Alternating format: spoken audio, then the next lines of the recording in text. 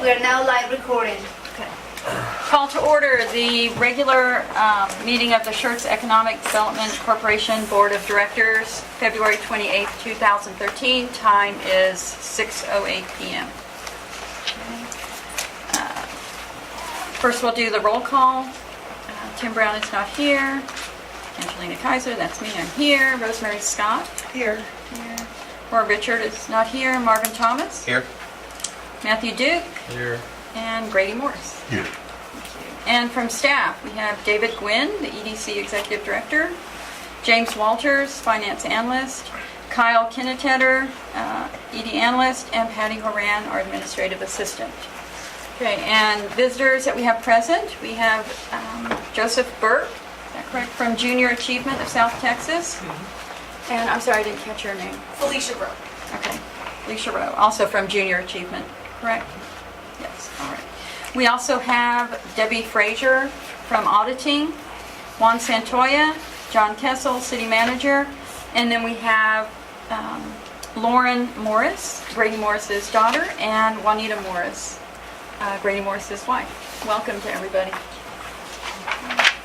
And, oh, I'm sorry, and one more, Brenda Dennis. I left you for the end because you're on the next item on the agenda. We'll be conducting the swearing-in ceremony for newly appointed board members Rosemary Scott, Marvin Thomas, Matthew Duke, and Grady Morris. Brenda? I think I can get y'all to go by the flag. We're newly appointed. I'd like to get maybe some pictures as well. And I'm honored to be here. We're all new. I was gonna say, I'll take new.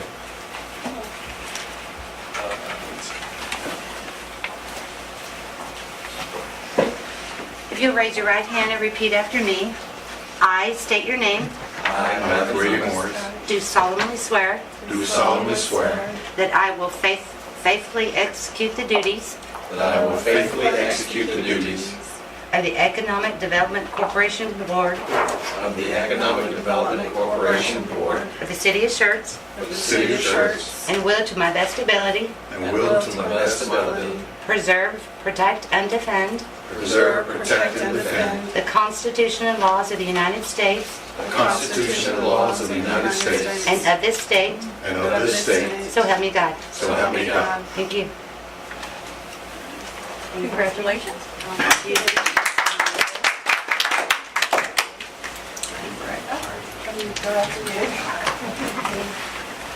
All right. And do we have any public comment this evening? Perfect.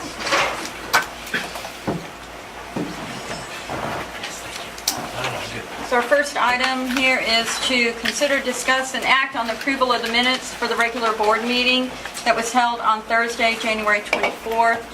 I believe that's 2013. Yes. Yes.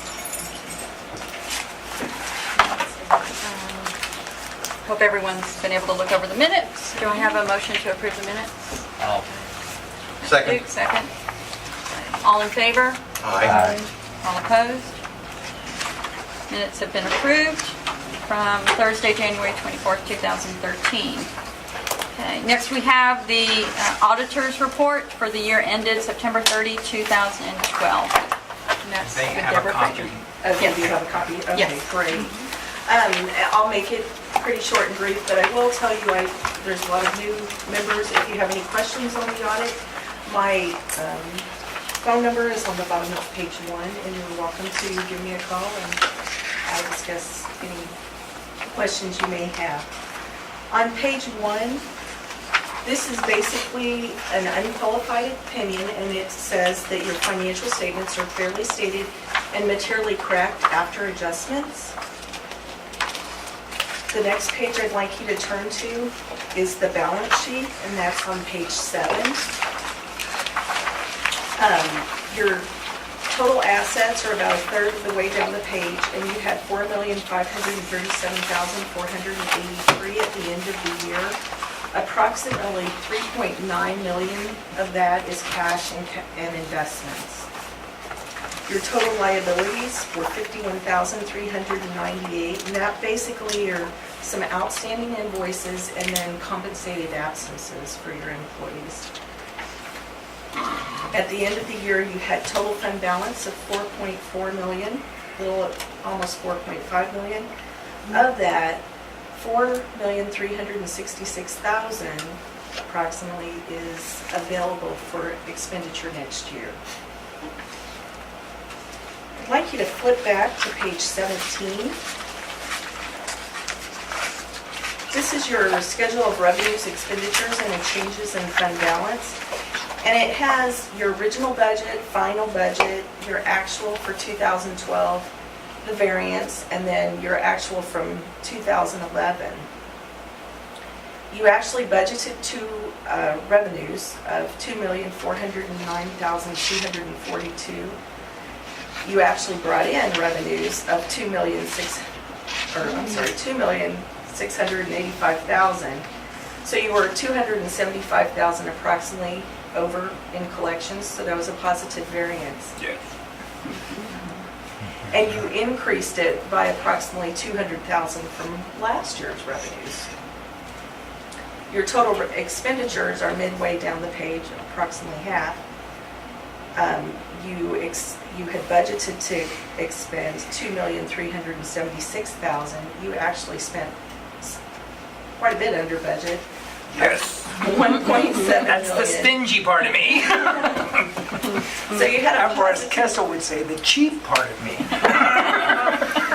you had a positive variance there of 662,000. And you actually spent under what you did last year. You had more projects too last year. You spent $2,660,000.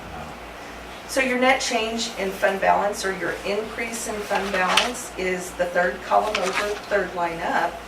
You increased your fund balance by $971,155 to a balance of $4.4 million, almost $4.5 million. I think a couple interesting notes that I'll point out are on page 14. Deposits and investments, there's just a breakdown of your deposits and investments and where they are. And then on the bottom of page 14 is your long-term debt. And it just shows you the beginning long-term debt of 1.7 million. You actually increased your compensated absences. And then you decreased your debt by $384,000. So your outstanding debt at the end of the year is $1,366,811. So those are just a couple of the highlights. Again, if you have any questions, or if you have any questions now, I'd love to answer them. Or later on, you can give me a call. Any questions right now? So since it's unqualified, you would say it's clean opinion? Yes, an unqualified opinion is the best opinion you can get. If it's Right. qualified, then And that's, yeah. you have some problems. No questions? All right. Do I have a motion to accept the auditor's report? Make a motion. Okay, motion Second. seconded by Marvin. All in favor? Aye. Opposed? Okay, approved. Thank you. And now we have the presentation by our representatives from Junior Achievement of South Texas. Thank you.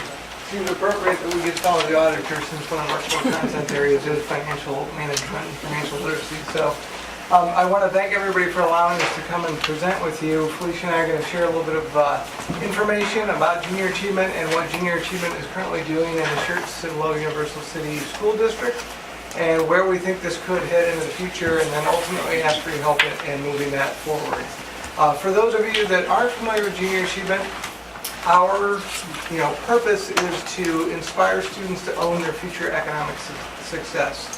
We teach in 3 content areas, and that is financial literacy, work readiness, and also entrepreneurship. And we reach students from kindergarten through the 12th grade. And just to give you a sense of the scope of the organization, across the U.S., approximately 4 million students are participating in JA programs here in South Texas, which is comprised of our office in San Antonio, one in Laredo, one in Corpus Christi. We have 77,000 students that participated last year. Felicia will share some more information about what's happening here locally, just to let you know, though, that you are a key partner for what we do. Our real kind of value proposition, I think, people ask, what does Junior Achievement do? I think there's a couple of core things. First of all, is we enhance the relevancy of education. As you know, we've put a lot of accountability into the school systems, and I think we all agree accountability is a good thing, but we've kind of strayed to the point where much testing happens, to the point where a lot of other things are being driven out of the curriculum, and yet the schools are telling us that they want a holistic sort of education. And so when our volunteers deliver programs, they're able to bring in a real-world perspective that the students are just not getting, and so that really enhances the relevancy of what we do.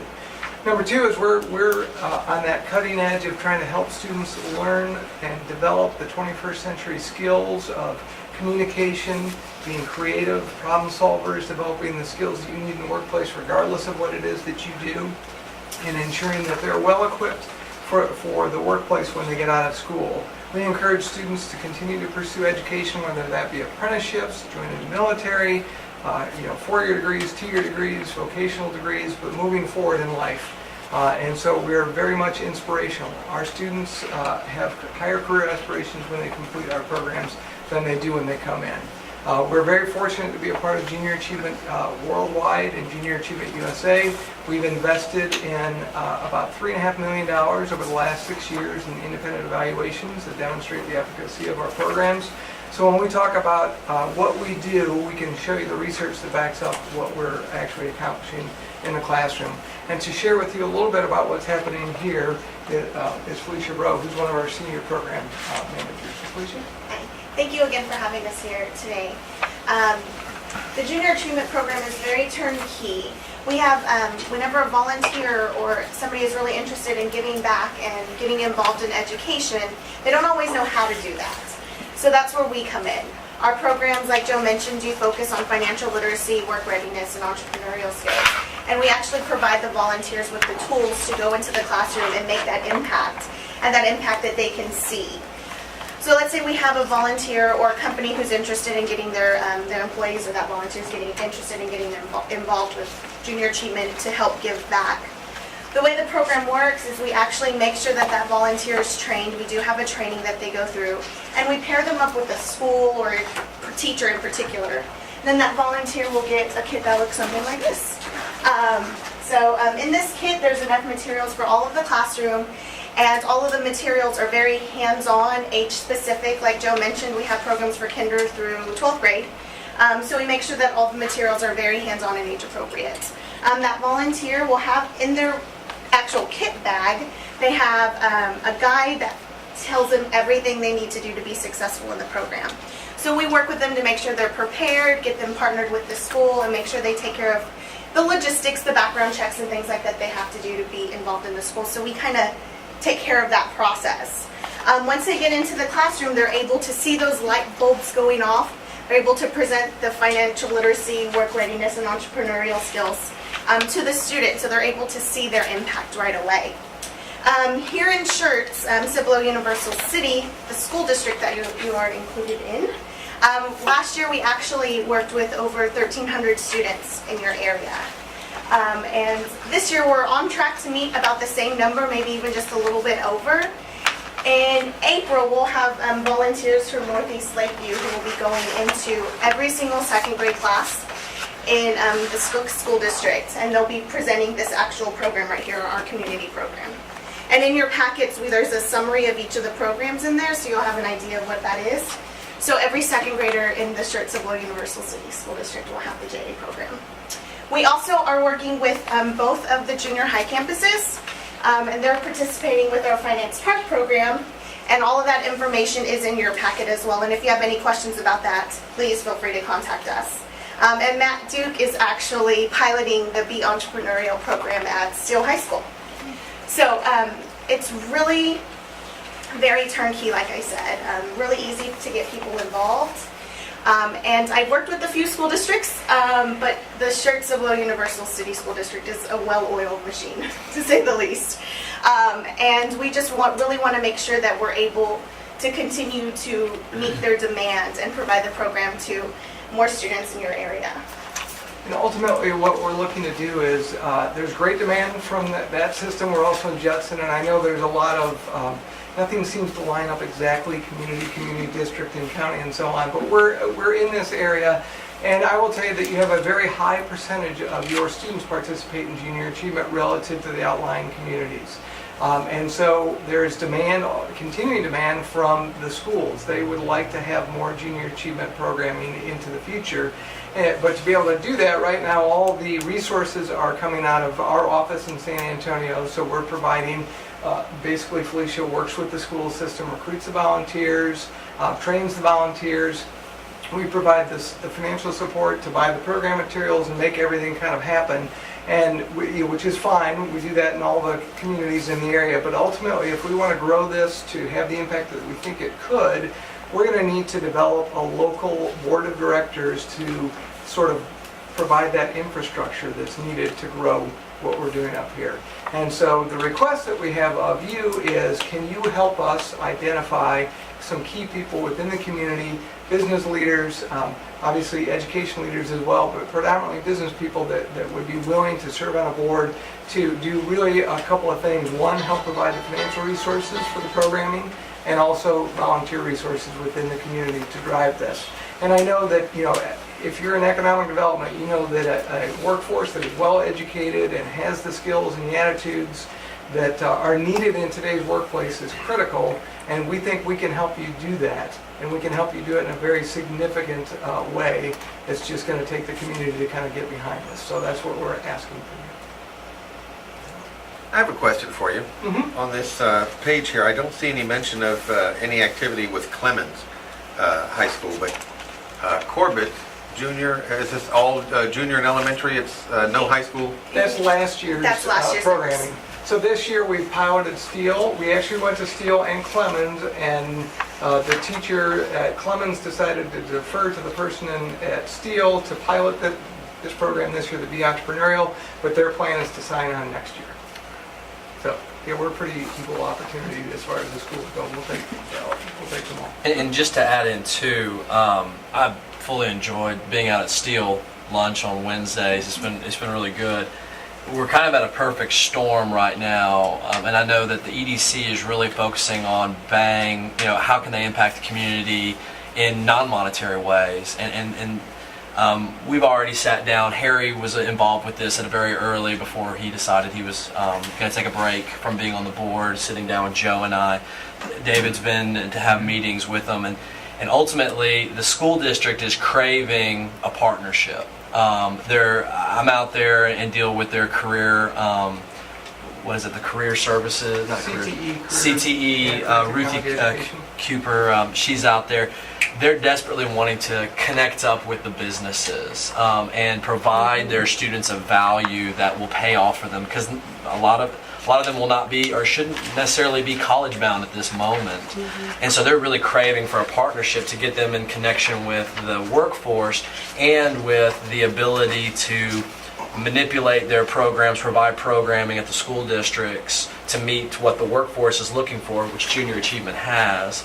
And so where the EDC really comes into play, and even the city, so I'm glad that you're here, Mr. Kessel, is that we can provide the introductions and maybe be the champions to try to move JA and the local board, which will do the legwork, which there's no monetary requirement here by any means, but the return we get is a community benefit for the schools, for the children that are getting the education, for the businesses where we were able to say, we hear you, we've got ways we can address your workforce concerns and bring you a part of our community, which strengthens the community overall. And then for JA, as they're looking from a financial standpoint and resource standpoint, because there's such a demand out here for what they're trying to do, they'll get the volunteers, the businesses that can provide the financial resources to be able to provide these programs.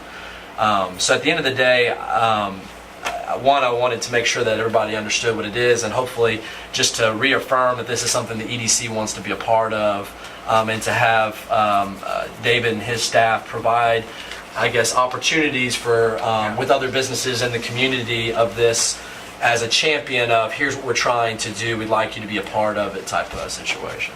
Yeah, and we just so everybody understands, we often get the question of how can the business be more involved in the community.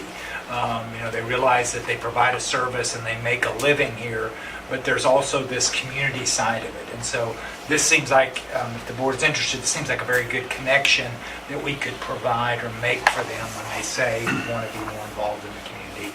And so I would throw that out there because I think it is something that is identified as an ongoing need. So, and I don't think anyone could argue, anybody that's spending time with junior achievement could argue that these skills are very much what our young people and our adults ultimately need to be functioning in a community such as ours and where we're headed. Just real quick, so the volunteers, what would they actually be doing? So if we were going to talk to somebody that we knew, what would we tell them? As far as commitment, time commitment? That varies based on the program. Our elementary programs, there's 5 lessons. So the volunteer would be going into the classroom 5 times, and it kind of ranges from 30 to 45 minutes depending on the age range. Per semester or? Mhm. Okay. Well, essentially for a school year, because one classroom, there's only one second grade program. So that second grade class can either have it in the spring or in the fall, essentially. So it's 5 lessons per class for the semester. Middle school, there are 6 lessons, and then high school it ranges from 5 to 7. Matt's got a 7 session. We're doing 8. We may end up doing 10. Who knows? We just keep going. And then we have our Finance Park program where that, if we have volunteers who come out to volunteer whenever we have shirt schools going to Finance Park, that's a one-day event where they get there at 8, they get trained that morning, and they're there with the students until about 1:30 or 2. So we have multiple ways for them to get involved. And some of our current businesses in our community are already substantially involved with JA in San Antonio. HEB is a prime example. So it's the business community in Bexar County itself is very well represented. Some of these other businesses, that's an intriguing thing for them as well from a networking standpoint and being a part of it, in addition to the primary stuff that we've already talked about. So no action item, just I guess if there could be, again, if anybody opposes David and his staff using that as a way to... And I think what I would also throw out there is as you take this information and think about it, forward people, community leaders that you've come in contact you think might be interested or wanting to, and then we can forward them on to our friends here, and then that way that we can start to make some connections to be able to grow it in our community. Joe, can you give them a quick timeline? Yeah, to give you a timeline, our goal is to try to meet with people between now and really the middle of the summer. And our fiscal year runs July 1 to June 30 because it's kind of tied to the school year, which makes some sense. And so we really want to have a board active up and running by the start of the school year. So that's kind of our time frame. Very good. So time is of the essence. So if you could think of anything, send it to me. We'll get it put together and get it to them so that we can start to make. Well, I'm very happy to receive this information. My oldest is going to be a senior next year at Clemens, and I'd love for her to have this as an opportunity available to her. I feel a little cheated that I didn't have this kind of opportunity when I was going through high school. Marvin, you're not implying that she's financially irresponsible, are you? No, I'm acknowledging No senior in high school is. Of course not. They don't have any money to be financially responsible with. It's the parents that are financially responsible. They gave the money to the kid. But I'm thinking that my daughter could probably learn more about things that she needs to learn in her senior year than I did in the 7 or 8 years I spent as a senior in high school myself. But who's counting, Marvin? Yeah. Well, if I could count, I wouldn't.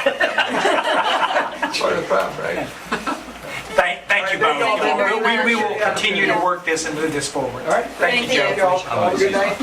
So, just a second. Next on our items, James Walters, Finance. Oh, there you are. Gosh, you can't move like that. Moved around. I can never pin James down. I was poorly. I'll be brief as well. Sales tax is up 2% for the Yes. payment in January. Your largest expense was Fulbright and Jaworski, the $47,000. But your year to date, you're over your expenses by $412,000 so far. Now you did just have a large payout for your debt, for your February debt. Some comes out in January. The other one we wire on February 1st, so you'll see the other half of that in February. That payment will be about $344,000. The one in January, the one we paid early, is about $275,000. Just so y'all are aware that, and I'm asking this because Roy's not here to ask it, or providing this since Roy's not here to ask it, but I know he would ask this question. You might have noticed the larger amount for Fulbright and Jaworski.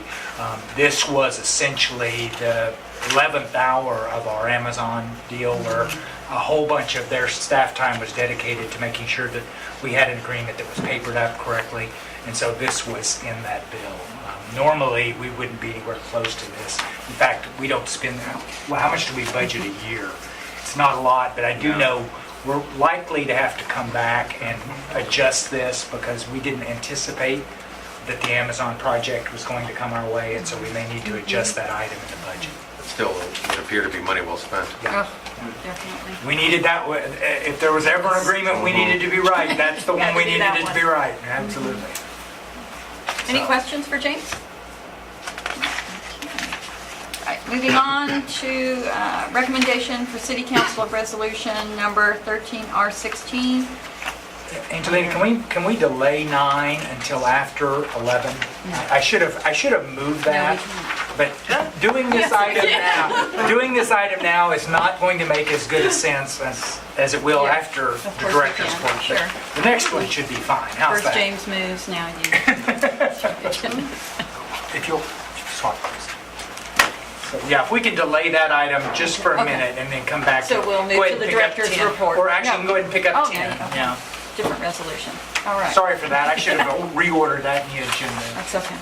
All right, recommendation for approval by City Council of Resolution number 13R17 of a new contract information amendment form to officially update contact information on existing development agreements. Yeah. So I just need to read this real quick. Yeah, absolutely. A resolution by the City Council of the City of Schertz, Texas, authorizing the contact information amendment form and process and other matters in connection therewith. Yeah. Y'all, one of the things we've done in the last year and a half since I've been here is try to make sure that we're building an organization that has lasting administrative capability. And so one of those has been going through and really looking at the agreements we have and the tools that kind of piece into them. And so, and Kyle's going to talk a little bit about how we've gone through our certification process, but one of the tools that's missing is the ability to be able to readily amend agreements with just basic contact information over the process of administering a particular development agreement. For instance, most of the deals we do are about 10 years. So the likelihood of having that same person every time is nil and none. Because we don't have a tool like this right now, what we have been doing is continuing to officially notify the entity that's in the agreement and then send a second copy to the person that's actually going to do it. That's not very efficient, and that's really prone with a lot of mistakes. So, most of our agreements last for many years. We need a simple tool that will administratively let us deal with this in updating these contacts and who's going to be certifying without having this cumbersome process that really kind of breaks down a couple of years into it. This form, the form that you have, actually is what we're proposing to use if y'all agree and make a recommendation to the council to approve it as well.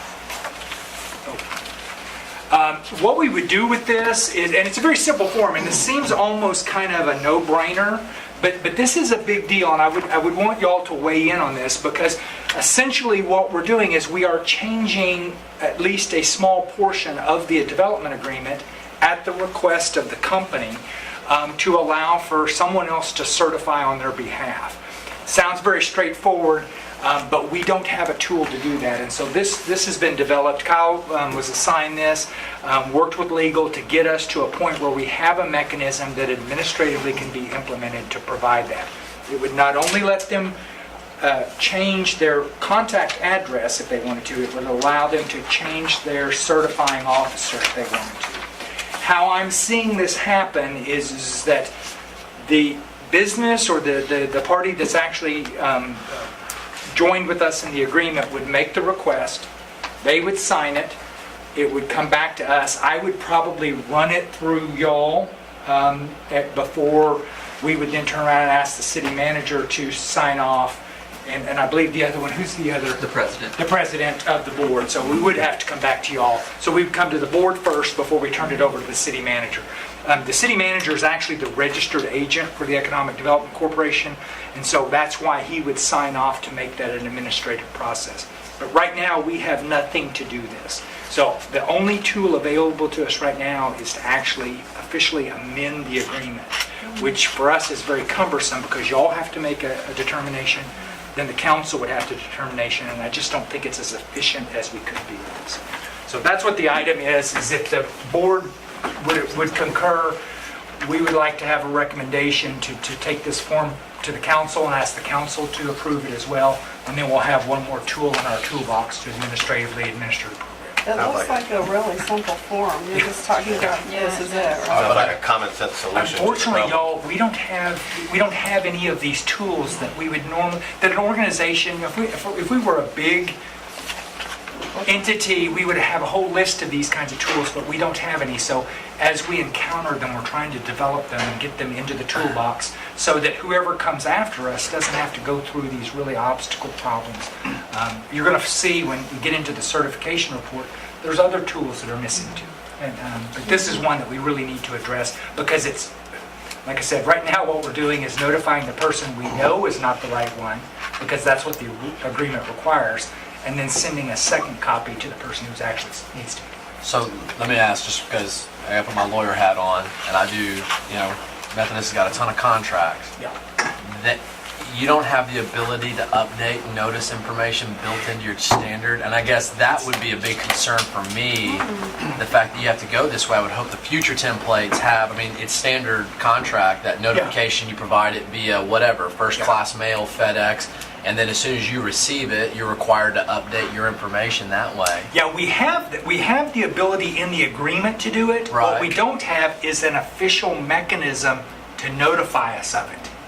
And that's what this is. So they're not required to notify you of any changes? Yes, they are, but that's not one of them. Normally, it's a change of address or to report or something like that. But the notification is there. Right. What we don't have is a standardized format in which you would make that notification. So let me ask you this, because I think this is a great tool, but I guess part of my question would be, why would it have to amend? Because if the contract allows you to do it, and you have a tool for which you do it, why do you have to continuously amend it to update the notice? You're following the letter of the contract, so why does the amendment require it? So what am I missing? Remember, our biggest challenge is not your address. Our biggest challenge is who's certifying for your organization. So it's a certification issue. That's never actually identified in any of our agreements. Got it. What happens is the first year that we require this certification process to go forward, in the agreement, we don't identify. We just say that you have to certify. Sure, but you don't say who you And then you don't say who you is. Right. And so we can have, and this is what we found, y'all, as we went through the certification process last year,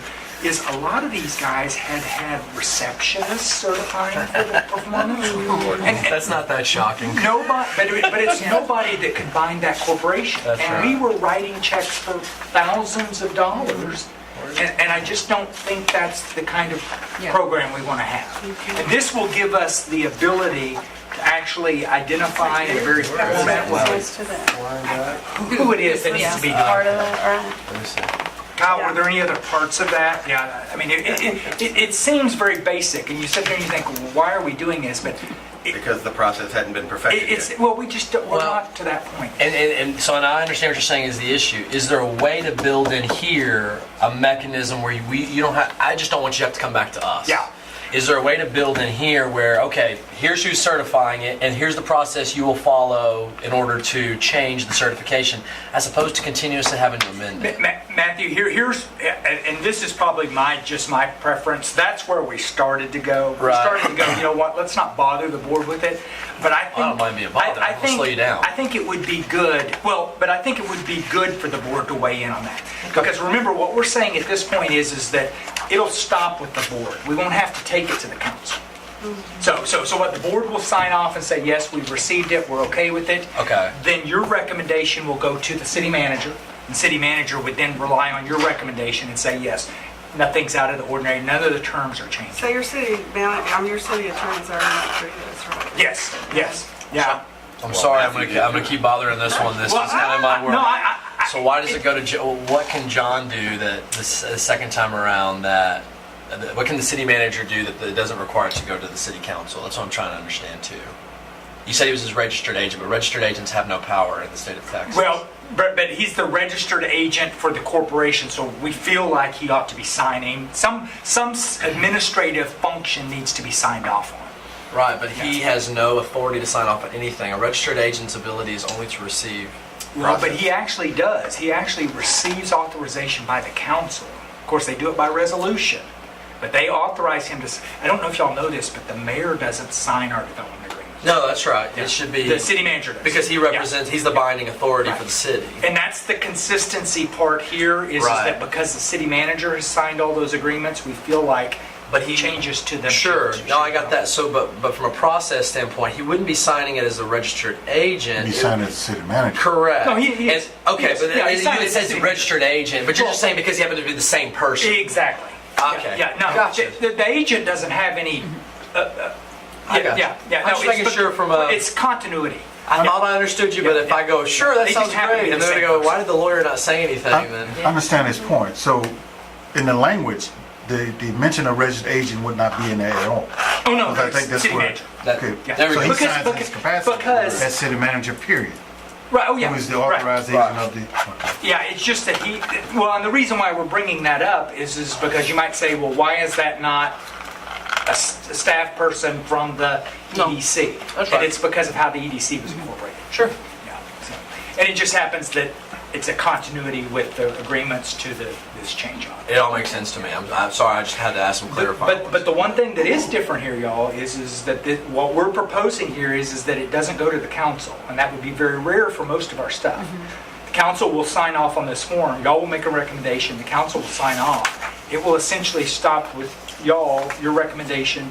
City manager signs it. It's done. But since this is purely administrative and it's not altering the terms or conditions That's of any correct. of the That's agreements, and it's functionally moot. And That's right. again, sorry, he's already gone. Good. Oh yeah, he's gone. All right. We bored him The to other death. thing too is, I mean, the recommendation I would have is if the resolution stated that when city council approves this form, it doesn't need to come to city council when we use the form, that, they authorize Yeah. John to sign it. Because I think you're right. You don't want it to keep going through that process. If you wanted to bring it to us, I just didn't want us to slow you down. If we could figure out a way that you could be faster. I would think you would want to clarify that, though, in there, so that way if anybody said, well, wait a second, you bring it to the board, but you don't bring it to the council, and it makes complete sense to us, so maybe they just say, if city council, if the EDC approves that form, great, doesn't come to us, just send it to John, he'll sign it. And the council's aware that this is the plan. Well, no, They'll have to I'm be. no, They're I'm going to asking take it for to y'all to the weigh Right. in on it before we And then take you're going to it. take it to them. So they're going to approve that. So Yeah. if we're done with discussion, Is there any other discussion? No? I'll go with a motion, but subject to a recommendation that it's changed, that city council, when they approve the form used in practically, can just go to the city manager for execution. They don't have to further approve that. Do you have a second? I'll second. All in favor? Aye. Opposed? Motion Thank you. passed. So we'll Sorry, go- the lawyer gets excited when he gets to be a lawyer sometimes. Okay, so going back to item 9. Now, Or actually, if we'll go on to 11, Angelina, what I'm trying to get to is that first item. So, what I'm trying to do is get to that first item. So if we can jump into the director's report. will do. As I mentioned, we go through every year, and because we're required by law to do an annual certification on the performance of the entities that are under development agreement with us. And our goal has been, since I've been here, is to try to improve that process. And you might remember last year we developed a form. This year we actually kind of more proactively operationalized that form.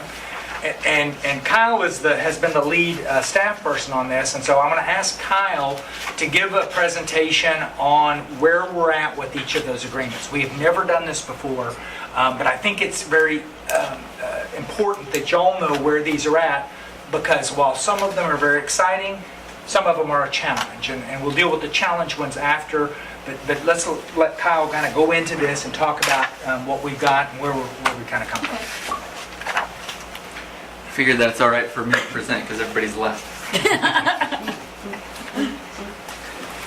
So as David said, we've submitted out our form, this annual development incentive compliance certification report, to all of the companies who have an active agreement who are required to certify each year. In this, I'll share the methodology that we used, and then share with you the results, and then identify a few challenges that we... Just so y'all remember, we didn't have a form before, and so the process was murky at best.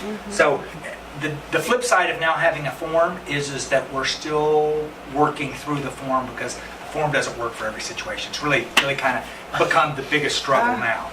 Go ahead. Because all of the agreements are all different, and they're written for different purposes too. Yeah. We have some for abatement, some for rebates, some for grants. And so ultimately we've taken all of the companies, and we identified all of the agreements that are listed out that each company must meet, and then we use our report form and we identify kind of the corresponding item that we're seeking to find compliance.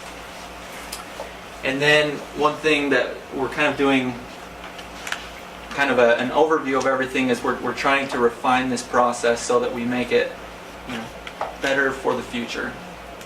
Yeah, and that point is important, y'all, because I think what has occurred in the past is the entity or the individual was so eager to do the deal, get the project papered up, that there wasn't a lot of time put into what about the person that's going to have to make sure they're compliant. And I say that because y'all might have heard in the press lately, San Antonio's got a whole bunch of agreements that failed to perform. That's right. Seguin has a bunch. And so we don't want to get put in that situation. And if we just think ahead, we can make sure that agreement's structured so that whoever's here to do that doesn't get caught in it. That's what we were doing with the Amazon. There is no question with the Amazon agreement what has to happen and whether they earned it or not. We don't have that luxury with some of our oldest agreements, and Kyle's going to talk about some. So we've taken all of our agreements and we've clustered them into these three different categories: compliant A, compliant B, and then those with challenges. And then all of the agreements we've kind of identified all of identified the requirements, the results, and then we've calculated kind of where they're at, if they're over or under what was stated. And then at the end we'll come to you with a couple that we have challenges. Kind of as an overview, there are 4 out of 14 fall under compliant A, and I'll explain a little bit more the different categories. Half of them were compliant B, and then 3 we have challenges with. So compliant A is that the companies, they are meeting... Can you go back one real quick? Sure. Just wanted to... And got it. we'll go through That's cool. agreement by agreement. All right. So compliant A is that they are meeting the minimum performance thresholds. And this was our best category. This was, there was no doubt. If the media had this agreement, there would be no doubt. Okay, so the first one is Eye Care Centers of America, and as you can see, the top right-hand corner will put the date of when they expire. This one is actually just barely expired. They had to invest at least $10 million. You see there they got, they were $7 million over what they needed to. They were required to have 300 jobs. They were able to outperform that as well, and their payroll. Go back to that, Kyle. That is the textbook example of why you do economic development. That is what we got in this one, hoping we would get what would, had they performed minimally, would have been outstanding. But this is why you do it. So when we're going to tell our story in subsequent years, this is why we got involved. So they expired 2/1/13. They won't be here next year because they fulfilled it. It's a done deal. No. What it means is everything is now on our roll. So there's no incentive anymore. Right. Okay. Yeah, it's all ours now. Okay, cool. The next one is Lone Star Pet Supply, and this one also was a 380 incentive. And the requirement that they had was to operate for the time period, and then also to employ at least 75 employees continually. And they reported 87, so they were positive 12 jobs. And this agreement will expire, you see, in September. What does that mean? You said a 380. There are really two main ways to give incentives. 380, which is just a grant of public funds, is the newer way of doing it. The Amazon deal was done under 380, and that's the section of the tax code that lets us do it.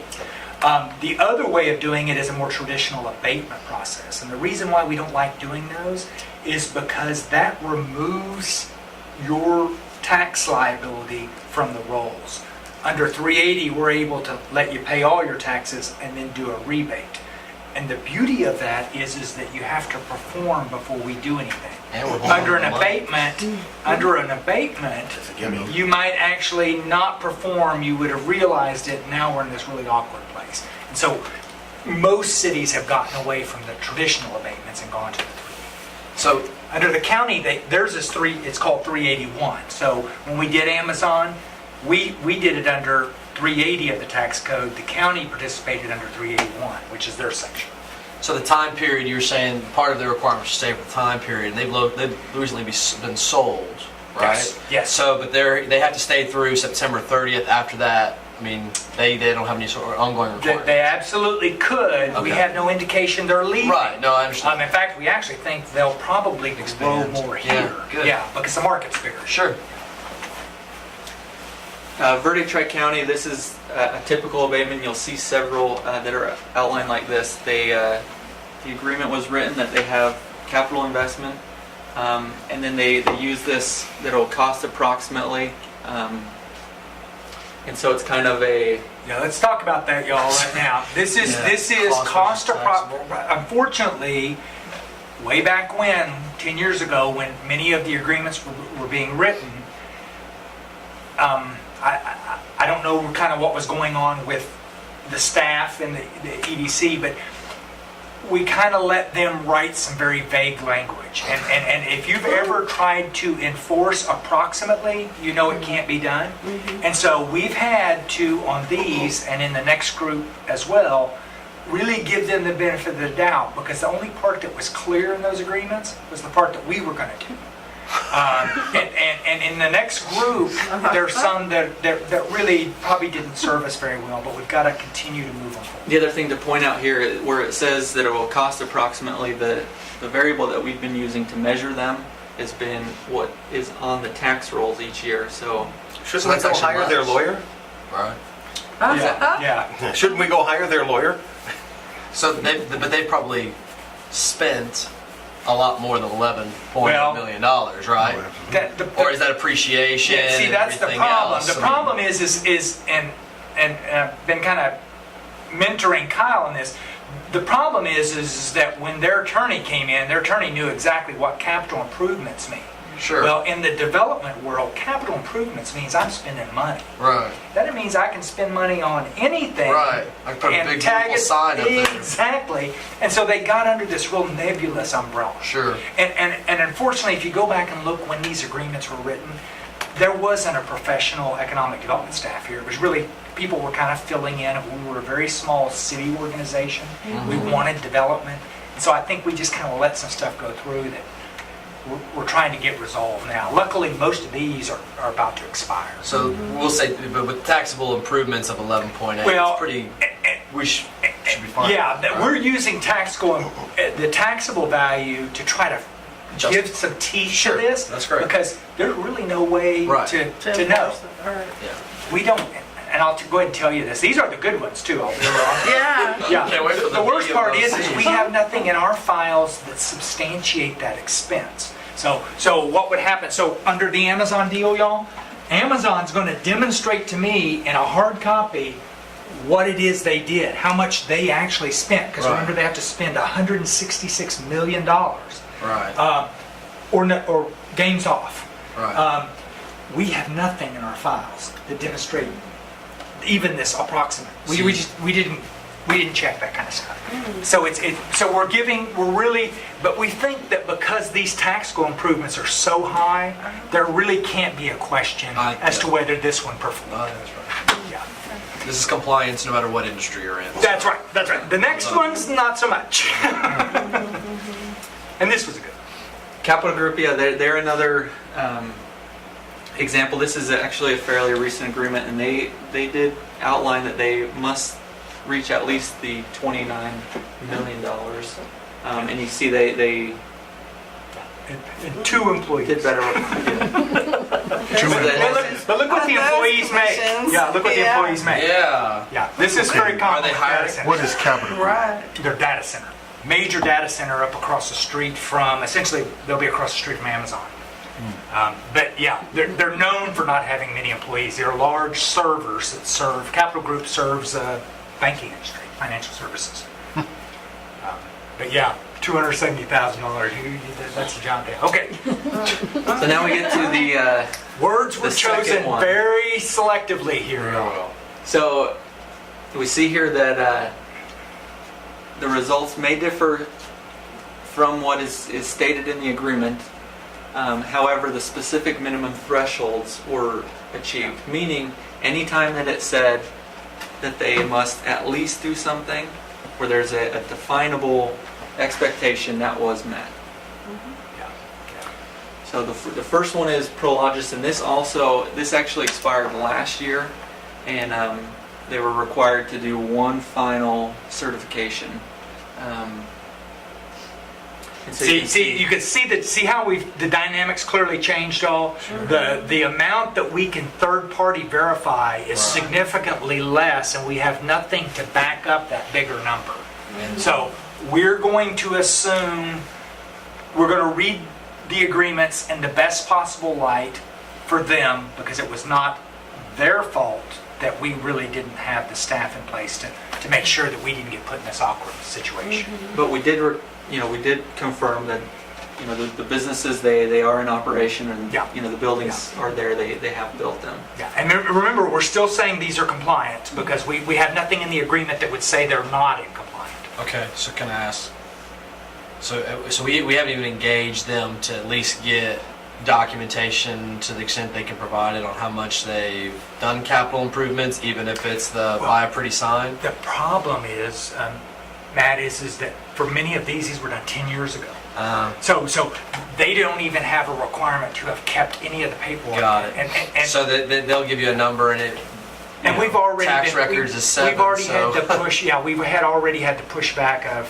We've been doing this way for 8 years. Why are you asking? Welcome to a compliance program. In fact, we've got one. We've actually got one coming up in the challenges area that they're saying this, and we feel like it needs to be done. But you feel like these did meet minimum reporting standards based on what you had, like they passed, even though there were Bs, right? Yeah, exactly, Rosemary. I think I'm willing to say they're compliant. I would not.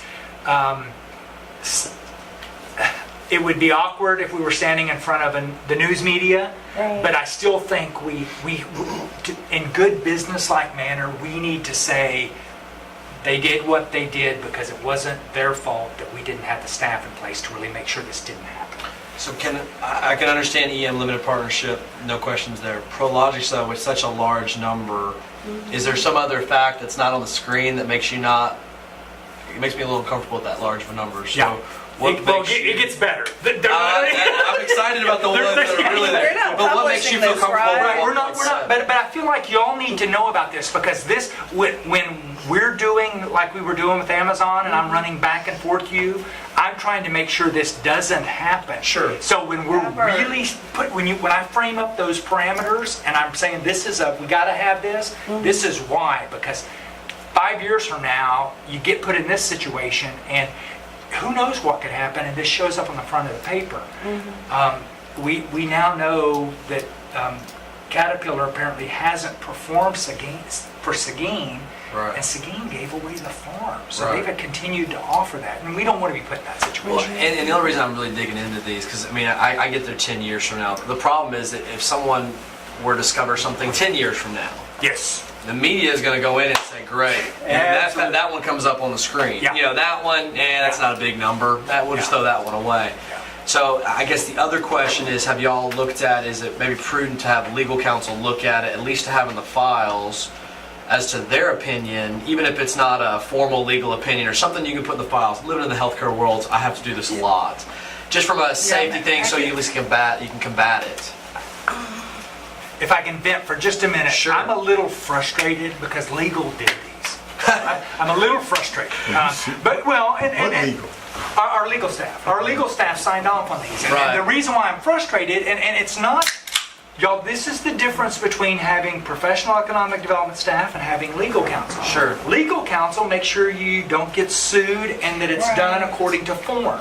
Right. They are according to form. They are legal documents.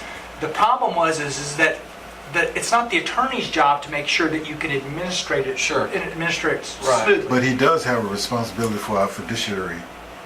Yeah, and none of these are What I'm illegal. saying, none of this is ascribing to the fiduciary part of this board. I as it agree. stands now. I agree.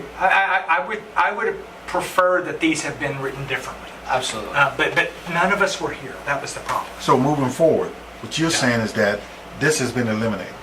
Oh, yeah, absolutely. Yeah. What we're trying to deal with, Grady, is the past. These are agreements that were 10 years ago, and we were a different community 10 years ago.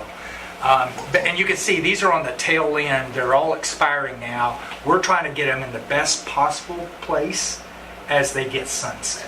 But David, I don't envy you at all. Yeah, it's not fun. They get better, Grady. Hang on. Yeah, we haven't got to the problem one yet. There, you got they got the press now. So here are the two tax abatements that were given for the hotels. Cordo Hotel 2 is the biggest challenge, or the biggest disparity. Yeah, I'm going to tell y'all both of these we should have never done them under the way they were done. Right. And that language that Kyle has on that slide is exactly out of the agreement. Right. Will cost approximately. There's no performance in that. Right. Who was EDC director for the Fairfield? That was Jeff Toole, right? Amy Madison, I believe. Oh. Yeah. So I'm assuming, again, sorry, trying to not harp on this So one. four there are lots directors of other ago? there are lots of other requirements in addition to that they. Okay, so I'm No, trying to get no, this is feel it. better about This is this. it. Yeah. So how do we? And How are these not challenges? I'm really scared to see the challenges if these aren't challenges. Yeah, these are, y'all, I've been to the agreements. The agreements do not give us a way to. Okay. It just doesn't exist. Under the Amazon agreement, you couldn't possibly talk about anything approximately. Right. Either you're on or you're off. Sure. Sure. All right, let's do it. Okay. Last couple, Prologis. The different address. Okay. Yeah, this is a second building. See, they're under 2.9. And Klosner also, they were just slightly under, but less capital involved. Cisco is another one where They did approximately. Yeah. But this is recent. Yeah. This one could have been done. This one could have been structured better. Unfortunately, It's the form. it was how it was put together. Right. What you said was performance. Yeah, but it was in the form of the agreement. In fact, go back one, Kyle. You'll see these others. 2016 is your last one to get rid of the old ones. Okay. This one, unfortunately, Cisco, the next one. And we struggled with this, y'all. We actually questioned whether they were not, were they a challenge? I think we are in a position to be able to say they're in compliance. And the real challenge here, y'all, and this is something that I think I've talked to you about on a number of occasions in closed session, is this is also one of those where we prepaid the incentive. Remember, it was a $1.2 million roadway. Right. Going out and trying to get an incentive back when they don't perform, not fun. Never fun. So the Amazon has a formula for the clawback, basically. Are there any claw? Actually, it's even better than that. The Amazon, I don't give you anything until you perform and pay. And you're holding on to the cash. Right. But these don't have any. Do they have any clawback provisions? Oh yeah, they all have clawback. The problem is is, and the clawback is required by law. It's Right. required by law. The problem is what are you What going to you claw calculate. back I see. if you didn't make them do anything? And that's why you have them in the compliance A, which is, okay, so we may have Yeah. a technical problem here, but in order to... Well, actually, Matthew, A, we feel Oh, no, like A sorry. is solid. A solid, B, we're in the Bs. Yeah, the Can't B's see which is- less than solid because of it's all this cost approximately. Sure. We should have never said cost approximately because guess what? From performance, it doesn't matter what it costs. We need to know what's it going to put on our tax rolls. How many jobs is it going to create? And we just didn't do a lot of that. This one's better than some of the others in this group, Right. but there's some gray area. The one thing on Cisco that helped us push over the end This was is what changed it. Yeah. was these minimums that had to have been met. Yes. And not only did they meet them, but they achieved very well. Yeah, if you remember, they had to $50,000 a year jobs are great jobs by any standard. They had to do 600 of those. They've got 803 at 71,000. I mean, that's great performance. Could we have written the agreement a little better on some of the other parts? Sure. So And that's why I felt like, yeah, and that's why I felt like we ought to put them in the B, because up until 2 days ago, y'all, we had them in the challenges. But I feel like this one, it needs to be in this. It needs to be in this group. Cisco has performed better than what we had anticipated when we did the deal. I think we still would have done it had they performed at just this level. So I'm not willing to say they're not in compliance. I wouldn't recommend we do another one like that, though. Okay, and here's the fun. So the third one, these are actual issues with the agreements, and or they may have differences in performance of specific requirements that were outlaid in the contracts. In the agreements, first one is Javanook. As you remember, a couple of months ago, it was noticed that Javanook had closed down their location at 509 Main Street. We'll get into this a little bit in the next section. For purposes right now, they're not operating under the lease space. They are operational, but not where they're supposed to. And This is the one where Roy was mentioning that they're having landlord problems. Yeah. According to the contract, our next step would be to provide notice and allow them 30 to 180 days. And we're not proposing that. I think we talked, y'all. What we're trying, and here's the unfortunate part about this is we've now spent enough staff time on this than the 5,000 is worth. So this is why we got to be careful when we do these little grants, because we spent as much time on this one as we spent on Cisco. So the difference to the community is very different. The challenge here, and I think he knows it, is he should have never gone out of business at the other location without notifying us and going through this process. We had to go find him. We had to say what's up, and now he's actually. Kyle, can you go back to the? Oh, it's in my slide. Yeah. It's in my slide. Okay. Yeah. So we can get into the details. I think this one as a challenge is relatively easy. Yeah. Let's just give them a new address and get through it and move on. Well, I mean, because, I think this is the easiest one of all of them. This one does expire this in is easy. October. Yeah. Okay. This one expires in October. We just need to get it done. It is what it is. The next one is Valero Diamond. This is one where we went through and the performance is there. They met the performance. As we looked back and really dove into the agreement, they don't own the building. The agreement calls out that they own the building, so there's that issue with the contract. And this is, y'all, this is an example of really sloppy. We should have never let that happen. And worse yet, we've extended the incentive for 8 years under a sloppy agreement. So did they sell out? No, legally we don't. Yeah, that's the problem. They Okay. never owned it. They never owned it. Oh, they never They owned never it. owned it. Yeah, we should have never had an agreement go through like that. Grady, how you liking the first night of the job, huh? Okay. This is old hat for me. Yeah. I buy businesses and I was going to say, that's not that. I mean, it's not a common occurrence, but it's not that rare. Yeah. Somebody put the wrong name on the top of the agreement. So in the due diligence process, when this was going on, were there certain triggers in place to prevent this, or did someone just carte blanche? Well, yeah, and that's a good question, Grady. What happens is how we do this is that you get a certain amount of due diligence, but the problem is the business wants the commitment ASAP. And so, and y'all know this because when we went through the Amazon deal, we're just racing to deliver on their schedule. Right. So accidents can happen. I'm just a little surprised it took 8 years for us to catch that we have an agreement that essentially does not provide for this incentive that we've extended for 8 years. We should have caught it long before this. Right, So- every time you touch it. Yeah, but Matt's right. These kinds of things happen. It's But am I right in thinking that even though we didn't put the pin back in the grenade didn't go off? Right.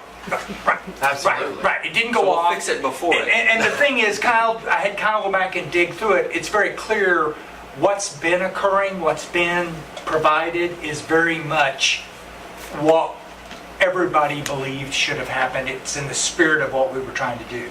It's just, it's not papered up correctly. So far, your challenges aren't too bad. Yeah. It's not bad. So what'd you Well, say? none of them are that bad. Maybe we should go and approach Scooter Store and see if we want. You don't want to touch Scooter Store. Right now, let's get our house in order, right? I forgot about the new problem. So go back to that, Kyle. So really, this is very much like Java Nook. We need to get that cleaned up. I'll be bringing that back. If y'all are in agreement, I'll bring that back, and we'll kind of have to go through this process again. I figured a little perspective there might cast things in a better light for us. Yeah. So anyway, but that's what we would do. They're the one that's saying, hey, we've been doing it this way for 8 years. Why now? Right. Can you just do it as a Scrivener's error? Maybe. I'm going to ask Catherine to weigh in on that. I was going to say, if Yeah. we do it as a It does Scrivener's appear error, to all be- the parties acted like it was the right thing, Yeah. and then somebody eventually reads the contract and goes, what? I'm hoping that's Okay, the good. case. That would be the cleanest way. What's a pervious abatement? Well, the challenge with Valero and Prologis is they're involved in a whole bunch of projects. And in fact, I think that's what's caused this to be a little murky. Right. Was there another issue in that? Yeah. No, that's Yeah. not- What the challenge we've got with Prologis is as you've seen, there's 3 agreements at 3. It's 3, right? They're involved in 3. Nobody would argue we should have done all 3 of those because they have been the core of Tri-County. The challenge is that you get this fogginess about which one goes where. And in fact, it took Kyle a while to figure out, okay, which one of these is supposed to go with which part of this performance. And the appraisal district just says, y'all figure it out, let us know. Because they can't keep up with them. And these are all abatements. And Yes. these were the old way of doing things. We wouldn't do these this way anymore. Caterpillar is one of the new ones. Oh, here's the problem. They have allied some specific requirements that had to be met, and as you can see, they did it. Second one is where we get to a problem. They Yeah. had to, And go ahead. yeah, they had to have so much in personal property in order to receive the benefit. So the beauty of this one, y'all, is it's a challenge, but it hasn't. The challenge here is not in that we've got a bad agreement. It's they haven't realized the payment under the agreement. Yet. Well, For year one. for this year. Oh, okay, so it's Now, and here's Kyle, go back to the. And here's where I'm at, y'all, and I need y'all to weigh in on this. This performance is phenomenal. I don't know if y'all know this. By our own actions, we have been working to speed up their phasing. So we're not actually past phase 1. We actually have 500,000 square feet out there right now. So they've moved phase 2 forward a full year. It wasn't supposed to come online until the end of 2013. So they have been doing all the right things. They overperform here to a significant sum. And then they get to this, which is a significant number, but miss it. They get to 19, they needed to be at 20. And part of the issue in here was having the machinery on site. Right. That's what the personal property is. The personal property is their actual machinery. Right. Yeah. So the challenge here is I'm struggling with is that if you've performed at this level, should we do something? Now, and here's one. Let me propose this. This is what I would like for y'all to consider. Right now where it stands, they've earned nothing from us. They've made this massive investment, created all the. created all these jobs, built 500,000 square feet, and they're going to get nothing. I feel like that we could gain by trying to say, we know things happen, we want to still try to be a player in this project. Right. And what I would propose is that we don't rewrite this agreement, because I don't believe in that. I believe that's the wrong way to do it. What I do believe we ought to do is propose to them that we will hold what they could have earned this year if they will perform per what they have to do next year and add the value to make up this shortfall. Just so y'all know, if they had qualified at this minimum level, they would have been looking at a $24,000 check. That's what they would have gotten from us. Now, if they'd got up here, it was about $70,000. Right. So, but what I'm thinking is what we would do is we'd say, guys, you missed it just on this one. We're going to give you a chance to earn this next year. You can earn your incentive for next year and this one if you give us at least this plus the difference in these two next year. Y'all understand what I'm saying here? So if you only get to here, you only earn next year's incentive. You don't earn this previous one. But if you So we're still not out of anything. You what? We're still not out of it. We're not out of. If they only get to there. Right, we're not. We're exactly. That would be my position, Grady. My position is, guys, because here's what we don't want to do, y'all. Is we don't want them to think we played a game of gotcha. Right. And they have performed admirably here. They've done better than what we thought, and we're trying to get them motivated to start phase 3, which is way ahead of schedule. And I think this is the way to do it. If they kick off phase 3, they could expedite. So are they done with phase 2? Phase 2 is up and operational.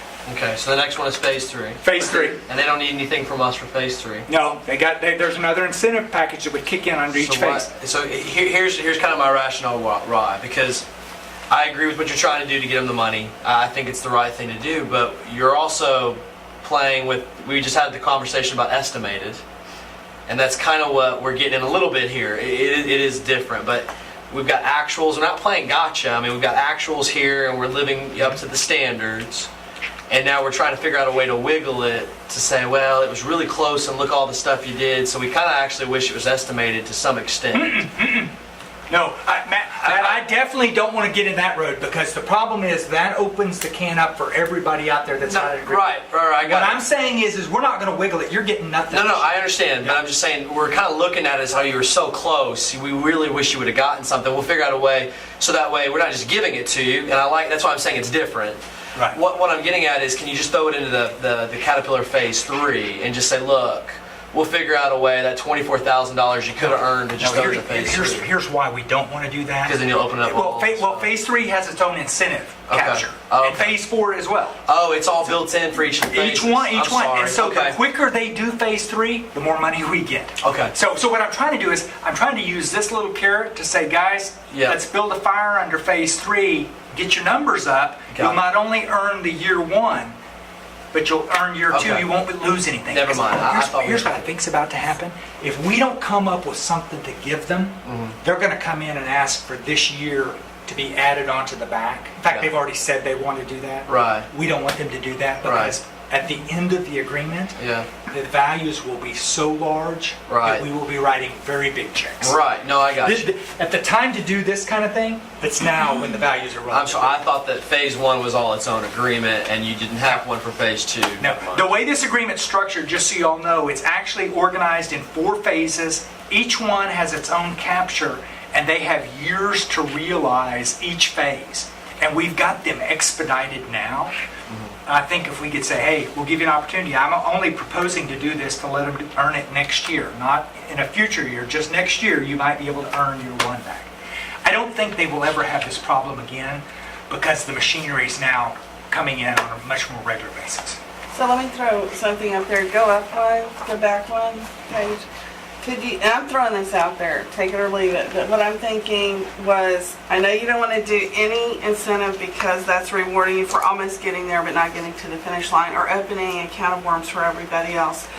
To say, well, you did that for them, what about us? And you don't want to have, but in a sense, this is almost like performance punishment, because they got so very close and they were only off on one of the metrics. These two, they overperformed.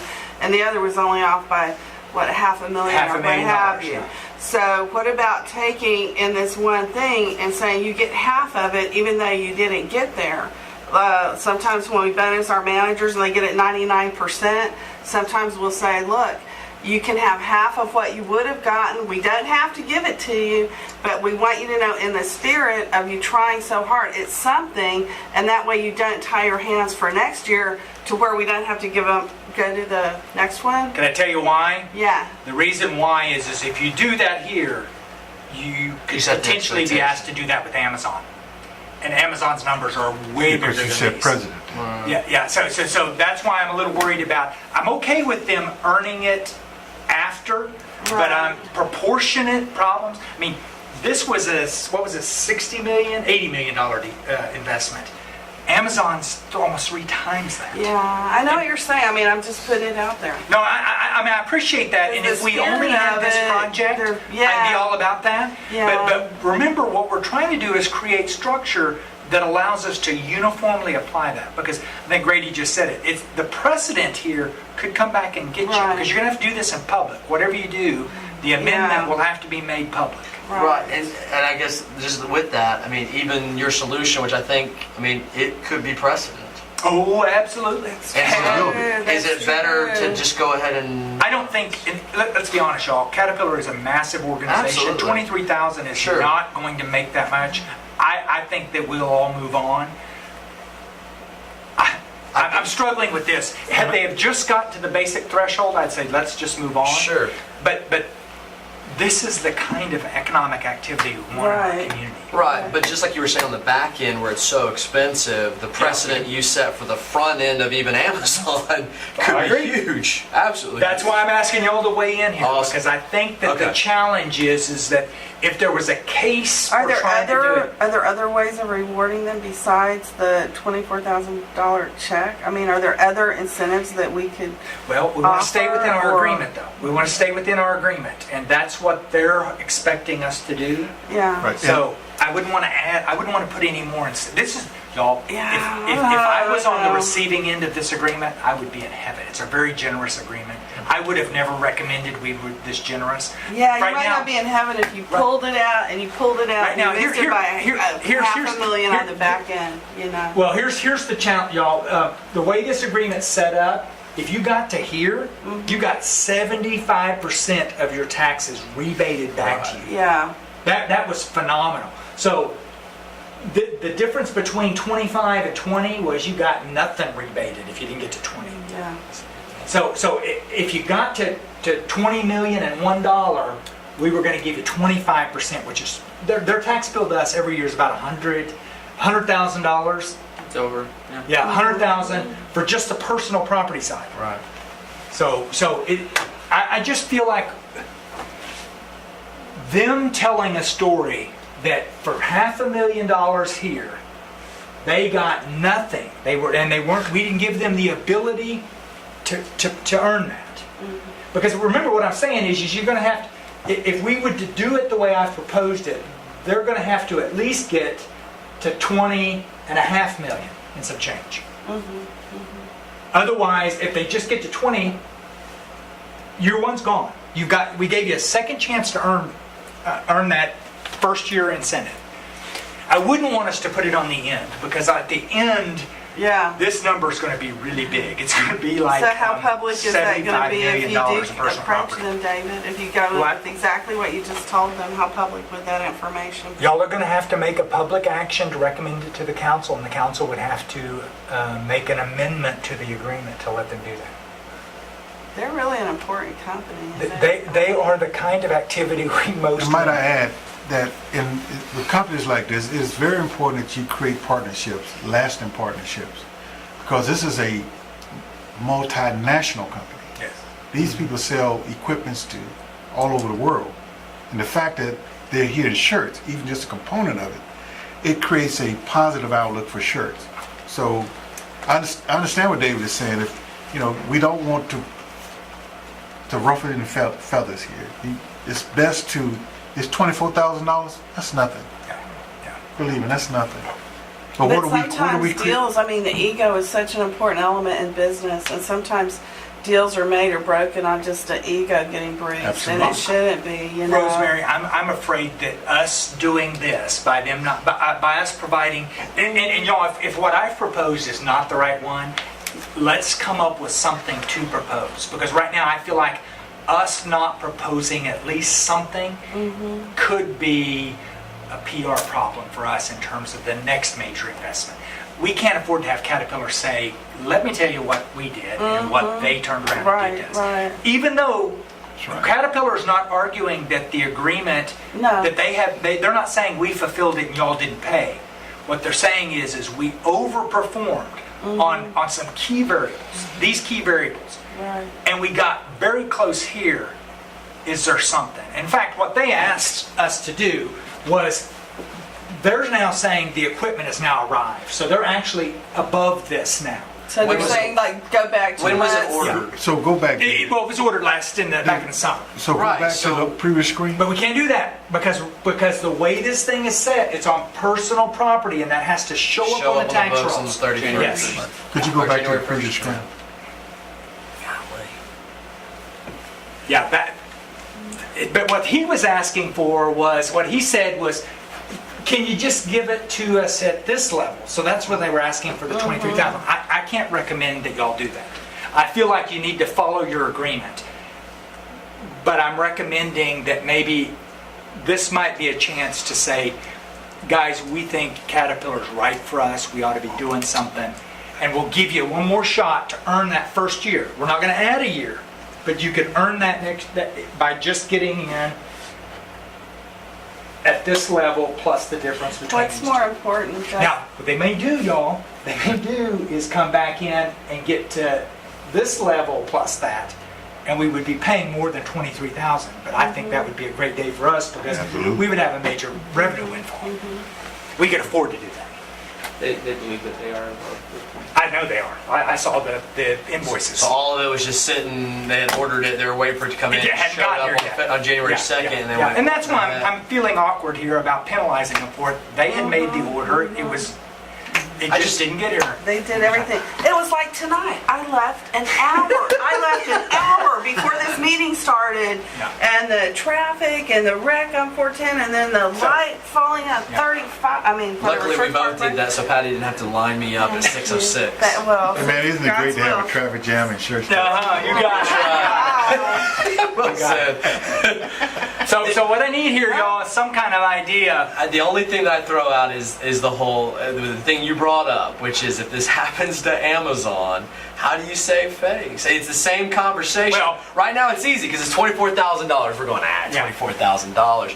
But you know what I'm saying? When that number goes up, how much comfort level do we have as it goes up? And then I think you're not y'all just could buying- easily say we can't afford to do that.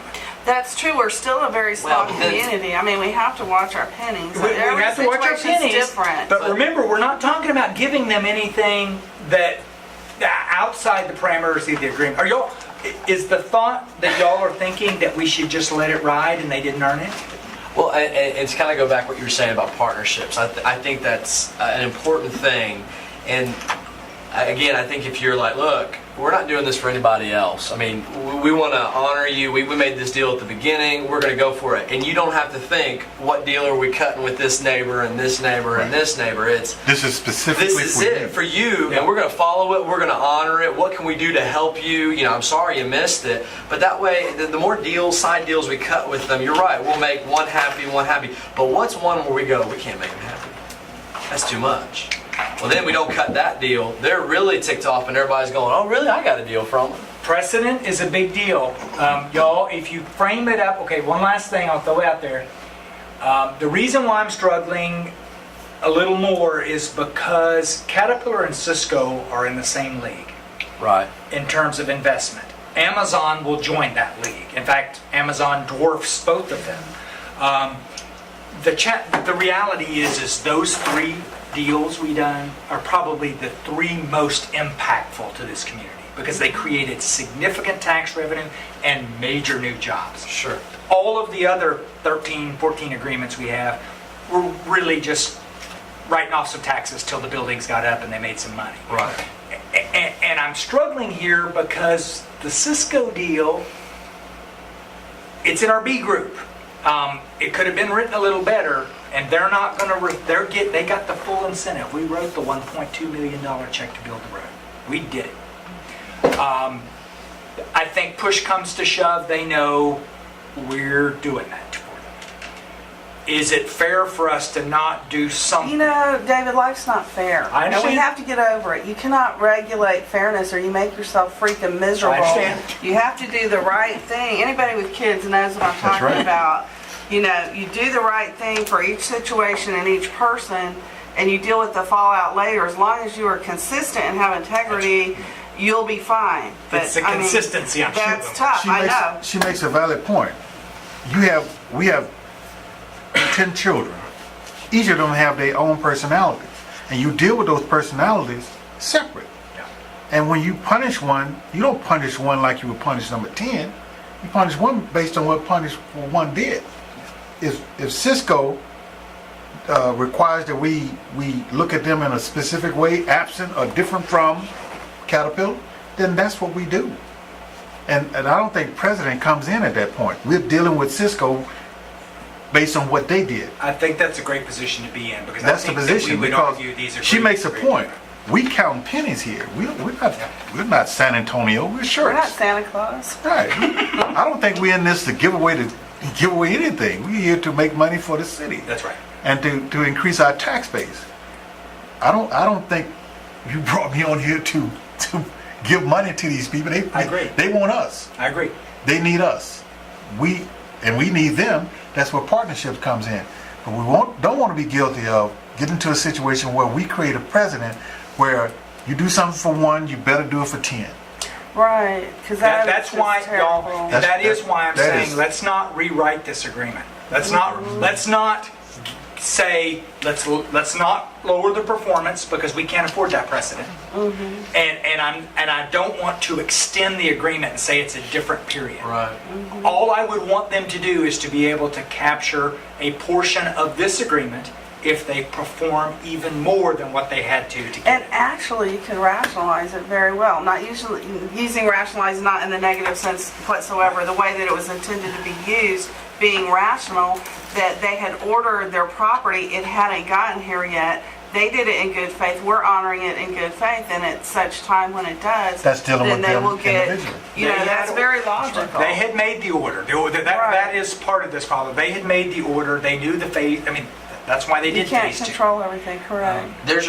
I think there's your cover as far as the rationale, because if Amazon were to come in and do it, you can say, wait a minute, you know, It doesn't what's the apply to you. circumstances? The circumstances. Yeah. I'm not saying anything, y'all, but if y'all remember the 1.3, the largest single facility ever built in Guadalupe County, we're doing a gangbuster job of standing up a building, but doing that in 11 months, Right. I still think we're probably going to have a conversation, and it's not going to be in October. Right. And so we got an awkward conversation coming there, because remember, all of that value has to come on by December 2013 to start this fall. So we're going to be put in this situation. I feel it coming. So And what? that's okay. Your recommendation though is to do the added up, whatever the difference is there. Add it up. So what I'm saying, what I don't want us to, I don't want us rewriting the agreement to lower the thresholds, because I don't believe in that. Right. That would be a dangerous precedent. And I'm also not interested in us moving further out, i.e. we're going to say, you didn't hit it this year, we'll give it to you on the end. I don't want us to do that, because I think that's bad precedent. Right. All I want to say is guys, we realized this first year was a bad year. There was a lot of things moving, and that is what happened. We're going to give you the opportunity to earn that year a year from now. So we're going to hold your money for a year, because that's what we're going to do, because you didn't earn it this year. But in that second year, only in the second year, Right. we're going to let you earn the second year incentive and the first year, as long as whatever you perform in the second year is greater than the difference between where you were last year, first year, and the minimum. So what I'm saying is you got to get to this level and then some. For it to earn both year one and two. Yeah, and exactly. Yeah, and at They've that already got point, 25 but we don't million know though, for so sure they've already met it. We don't have. what's that? Right, and then what you're saying, they're already above the 25. They're already, yeah, I don't think earning that's going to be a big deal. I think they're going to get there. I mean, David, you deal with them on a day-to-day basis as far as the relationship for, you know, them in the community. So if you feel comfortable with the precedent it may or may not set for a very difficult conversation, which is probably going to come up with Amazon.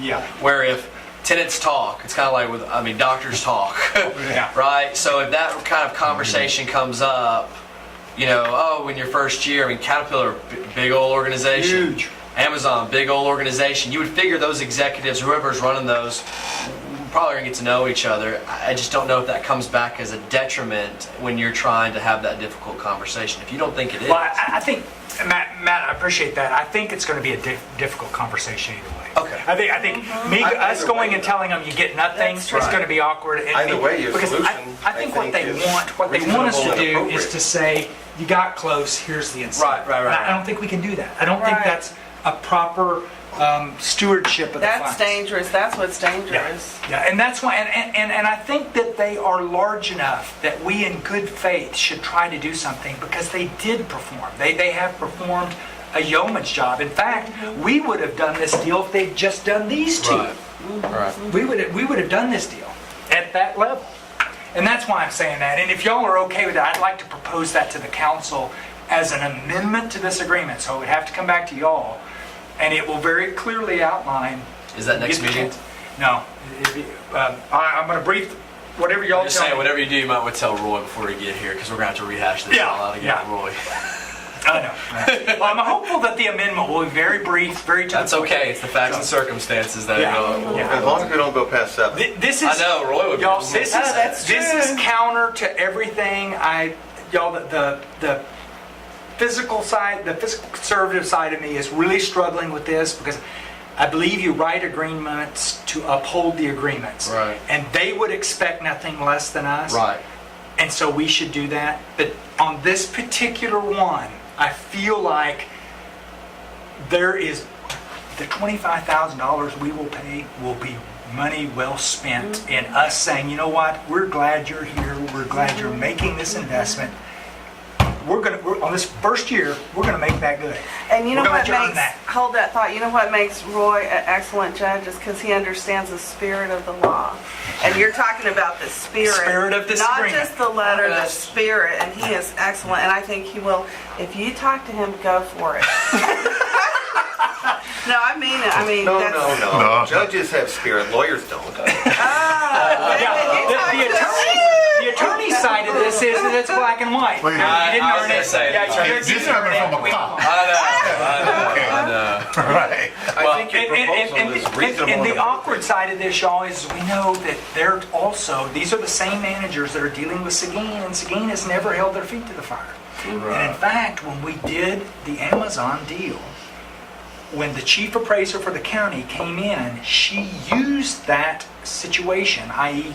Caterpillar never having fully performed, against us in trying to get the Amazon deal, even though it was Seguin and us. So there's some tension there. And Seguin had given away the farm in the incentive. They didn't leave anything on the table. Right. We've got the lion's share of this deal. Right. And that's why I feel like we ought to do something here. But the message we're going to send to them is we intend to follow the agreement, even if we're gracious in offering this. The message we're sending to them is close is not enough. I don't suppose you move the $500 up on each of the levels, would you? Well, remember, this is what the agreement says. Right, but I'm saying the $500,000, move them all up $500,000. No, you can't do that. You have. I think you could, Matt. I'm open. I'm open. However y'all want to structure that, Because I'm okay. There needs to be I some. don't want to overcomplicate it and everything. But I know I else. see where you're going because I feel like there ought to be some penalty Sure. for not having made Okay, it. you didn't get that $500,000. Great. We'll move it all up for this next year. Now I know they're going to be. Yeah, and that's kind of the thing, right? You know they're going to get it, so you can kind of come in and say, okay, we're going to be, hard and fast with y'all, knowing that even with that, you guys. Now we're going to hold their money for a That's year. all right. That's We're going to true. hold their money for $44,000 interest at 2%. Yeah, exactly. Okay. That's what that. If y'all are open to that, I'd like to kind of move that forward. They may be so offended, they say forget it, and then we just say, well, we made you an offer. Sure. And we maintained our posture. Yeah, and we said we're going to live by the agreement. We made the deal, we're going to live by the agreement. But we want to make this offer just because we believe in Caterpillar and what they mean for the community. I think it would be very important. Knowing full well that in July, August of this year, we may be having a very similar conversation about Amazon. Yep. I think the building will be online. I have no doubt about it. I really doubt whether they can get everything in there and operational by December. There may be a miracle. But I'm really struggling because the system is so new, y'all. I did a conference call last week. It's very clear. They're still designing Is the it system. beta still, or is it No, ready for I mean, showtime? what it is, it's systems that are working in other plants in the world, and they're trying to merge the two and have it be in this facility. And so it's Yeah. you got two tried systems, but you're putting them together, and they're still kind of moving. The logistics. I don't know. Integration will be tough. So where are we at with this on this Caterpillar one, y'all? Just so I get some clear direction on what we're going to do with these challenges. Actually, let me go back to. Okay, we know what we're going to do with Java Nook. Yeah. That item's on your agenda. We're going to deal with that here in a minute. The Valero, we're going to do that on your next agenda with the housekeeping to get this name changed. I liked Matt's idea. I'm going to pursue that to see if we can say, well, we really all meant that, so that we don't have to do a very visible embarrassment. You should have never gone there. Kind of thing. You just embarrassed the lawyer that put the wrong name. Yeah, and none of the, well, actually, that You might pay be him to Spain. embarrass them, right? Oh, Yeah, tell maybe not, maybe Michael not. to see your face. Okay, the Caterpillar one, y'all, what is that the last one? Yes. Kyle? Okay, so that was the last one. What do we want to do here? Right now, the beauty of this challenge is the agreement is enforceable. Sure. We haven't prepaid anything. The challenge is that they don't earn anything. That's the challenge of this one. Is they didn't perform at the level that we said was the minimum. They got really close on one variable, significantly overperformed on the others, and that's the challenge. I like your idea, and I think it can be defended with the, hey, we really did have Okay. that equipment. It is a special circumstance. I don't think, every company can come back and say that. I concur. Yeah. The agreement does talk about acts of God or things delaying the facility. There's nothing that talks about delaying of the equipment. Well, And that's something that they totally control anyway. Yeah, I was going to that's say. right. wasn't The that- delaying of the equipment was they didn't have a place to put it. It was bringing the rest of it along. No, Where was it stored? It was ordered. It was all brand new equipment. Oh, okay. All brand new equipment. I think I'm fine with that. So But I've got to bring up the bees. the bees. I really recommend. still struggling on the bees? I mean, to be honest with you, the challenge is pretty easy, minus that one little issue. Okay. I just lay that out there. Okay, so just so I'm understanding it, we'll go with what I've kind of framed up. I'll bring something back that kind of talks about letting them earn it, get one chance to re-earn that first year. It's not changing anything else in the agreement. And it would be earning it at the level we would have expected in the first year. And the offer expires 12 months. Yeah, they have to earn it at the 2-year anniversary or it goes away. And you add that $500,000 plus into year two. Or to the 25%. To here? Yes. Yes. Yeah, I would do that, even though I know they're up here. They're 26 something. So, but that they would get there. In fact, their argument they came back to us was it is there now. It's not on your tax rolls, but it is there now. Can you give us at Then you least should the tell minimum them, credit? well, if you'll pay us the tax for that in December 2012, Yeah. we'll certainly give you the rebate for it. Yeah. Okay. So I've got that. We're going to move forward with these. What were you going to say, Matt, about these? This Is is there a just my particular comfort bee you want to level. go into? No. Well, the ones that are 57,000, I don't care about those. Approximate's approximate. But when you look at approximate, you have to kind of go with your gut, which is, okay, what's approximate? It's a gray line. $2.9 million when it was supposed to be 7.7 seems like a big variance. But remember, Matt, that is the fly in the ointment here. Is it never said it had to be that. That's right. And so what I propose is that, I know everybody hates lawyers, even if we do an executive session, where just at least someone does the analysis for your staff, for us, for everybody, where we can say, look, this is a compliance question, which usually goes to legal when we get to those difficult calls. What do they think? I know that once you do that, the answers you get aren't necessarily the best. But at least maybe an executive session, someone could come and tell us why, or me, and maybe it's just me, why I shouldn't be concerned by the fact, not just a PR thing, because I know that's the PR thing out there, but from a legal obligation, all that sort of stuff, what are the risks we would have, and then we have to evaluate those risks and determine what we're going to do. But I don't have any way to quantify. No.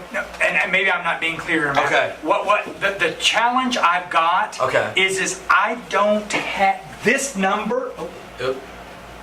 This number. It's not in there. It's not stated in such a way that I can say that is what you had to do. That's the problem with these agreements. That's why we put them in this B category. So how are you creating that? Taxable value, but that's our best tool that we have. Number, So that number is an approximate? No, listen. The reason why this number's here is we felt, as stewards of these agreements, we needed some test to say this was a good investment. We felt like we needed to do that. This number's in there, but this number never said you have to do that. That's the crazy thing, y'all. It's not a legal requirement. That's right. That's why I'm telling you these agreements are... I'm sorry, I couldn't get over the fact that you're saying it's okay they didn't put $2.9 million. No, Matt. If this was a legal requirement, we would have defaulted them. I'm sorry that I missed a very... The challenge is everybody understanding the problem here? I got it the first time. Okay, the problem Sorry, here, lawyers take a while. The problem here is that we didn't write the agreements to make them perform at that. Now I got you. So what's a PR nightmare you possibly can have? You don't have a legal nightmare. That's why I put them in the B category. I'm great. Because if somebody grabs these and says, who was guarding the chicken house? Sure, but we're going to point the finger and say we did everything we're supposed to do and talk to the guys that aren't here anymore. I'm sorry to dwell on that. In a couple more years. That's the other part of it is that we're getting very close on most of these. The Cisco one is the last one. I actually hope that Cisco will be in a much better place next year, and so it'll get better. Okay, I'm sorry. But that's the challenge. If this was the default, and we knew this was a risk. When I assigned this to Kyle, I knew there was a risk that if you started trying to measure what they put on the tax roll with what this we might spend is, you were going to cause these numbers, but I feel like y'all need to know what this project meant. So it was a significant number. Sure. But we never tested. We never said y'all have to do. Okay, we're good. And from their standpoint, their attorneys were loving it because they were like, these guys are a bunch of hayseeds. We know exactly what they're going to pay us, and they don't have anything on us. Good lawyers for them. Absolutely. And we didn't do it once, we did it multiple times. How many of these are there? 7? There's a total of 14, so about 10 of them. There's nebulous things. Luckily, they're almost all gone. Is there any malpractice insurance that the EDC director carries that we can go make a claim on or something? I think landmine thing. Y'all, I would hate to put it on. I do think it probably demonstrates why you want to have somebody kind of paying attention to that kind of thing. But I think that the city as an organization was a different place then. We just wanted something to happen here. And we probably would have done much worse had it been posed to us. In fact, I think the ED director at that time was actually the director of planning and building inspection, and just go down the line. So we were a totally different place. And now all we want to do is make sure that at some point we've transitioned out of those, and all of the agreements are. I would hand the Amazon agreement to anybody and say, tear it apart. Tell me what it is that won't serve this community or represent a value for us. So, for instance, Amazon is the one of, I believe there's only 2 agreements in our whole inventory that actually says you will put taxable value on our rolls. So there's no question. I don't care how much you spend. If it ain't taxable, we ain't counting it. So it gave us a third-party test. It's the same lawyers, right? So, just out of my curiosity, so how do we go? I flipped through that document very quick. I'm glad thank you for handing it to me so I could. It was very well written. It was very easy to understand, and you could see the criteria. So did you provide them with that, or how did they get that? Yeah, You changed the form? I wrote, they were handed everything programmatically that Right. needed to happen. And then they had to craft it. In fact, it was a So little you'd awkward. already negotiated out. Well, all the deal terms, the attorneys were not involved in the negotiation of the deal Got terms. it. Now, the attorneys did get involved when they wanted to refine the terms. Sure, but Let's, you had already let's set let that. some of this in, and we were there too. Okay. But it's the difference. It's having the legal expertise, which we have to have. Y'all, I would never say, let's do one of these without an attorney present. But you also need to balance that with the program side, because I was looking at it from the perspective, not what happens if we get sued. I was looking at it like, okay, how am I going to demonstrate that this is going to perform? And how are we going to test the performance?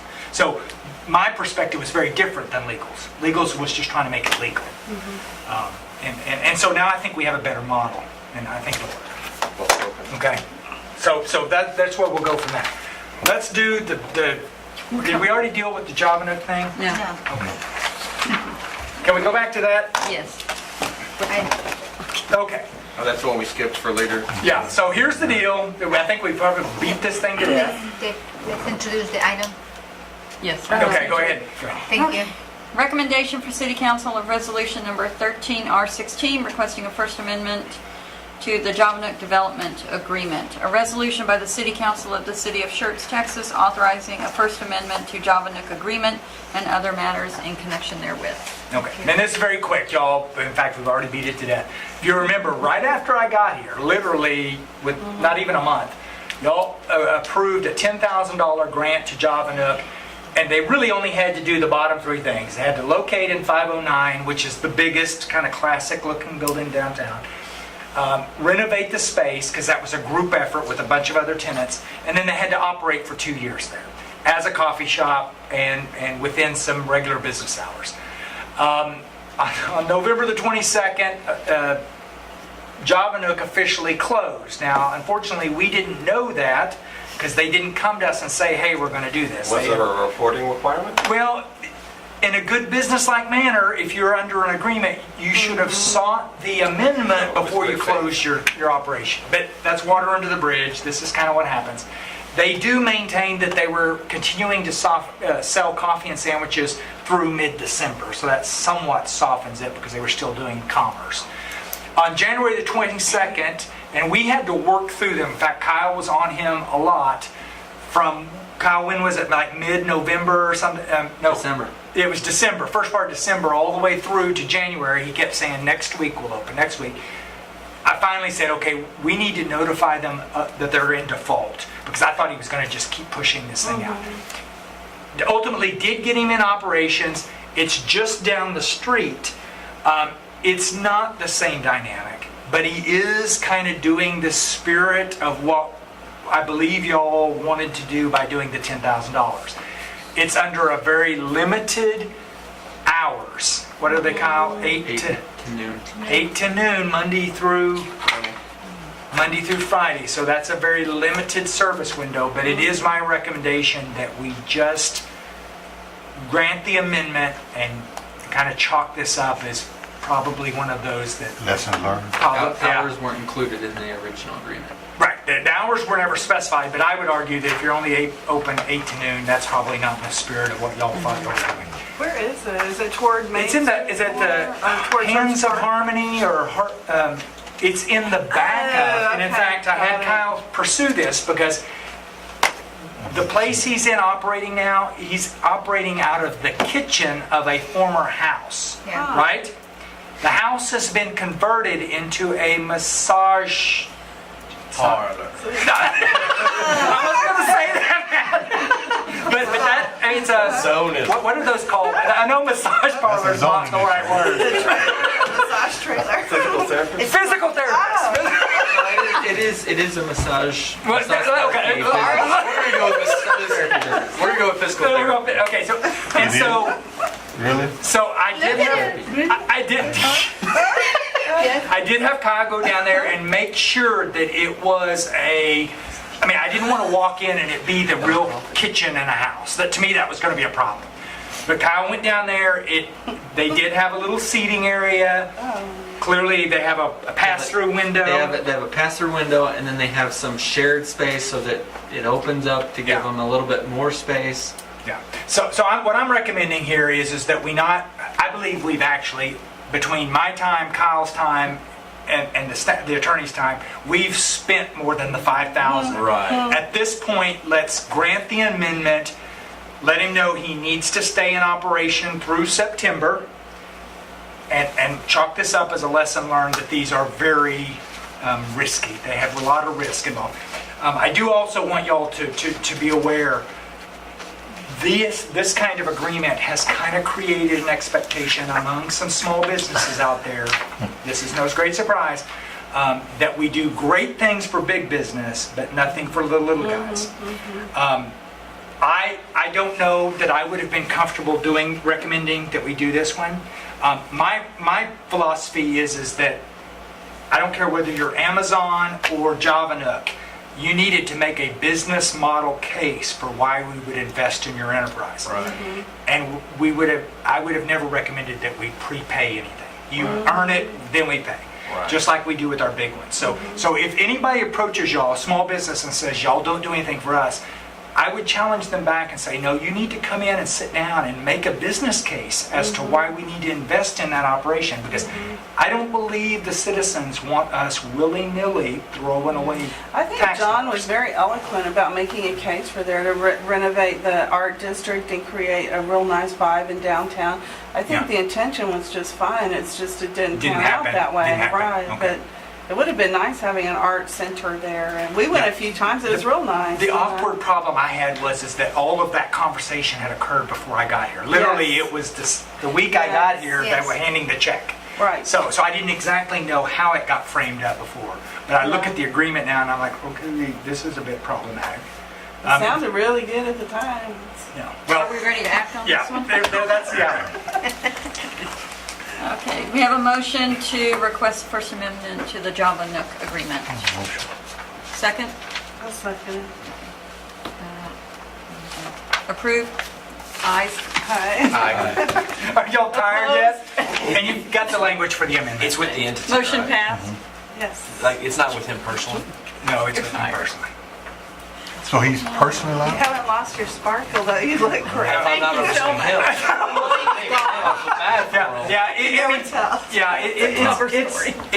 It is under JavaNook, but guess who JavaNook is? He's a sole proprietor. He's a sole proprietor. Oh, Yeah, my goodness. yeah. So anyway, it is what it is. Okay, He's so on the chamber. yeah, we're just trying to get through this very awkwardness of this agreement, which is one of our challenges. Try to get that resolved. Okay, good.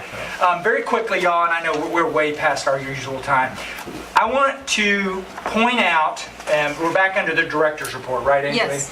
I want to point this out to y'all. Y'all, this project, This is awesome. we are very fabulous. excited It's beautiful. to have finally gotten our new booth present. It's awesome. The It is I nice. got to tell you, in the year and a half I've been here, this has been the hardest project we have yet done.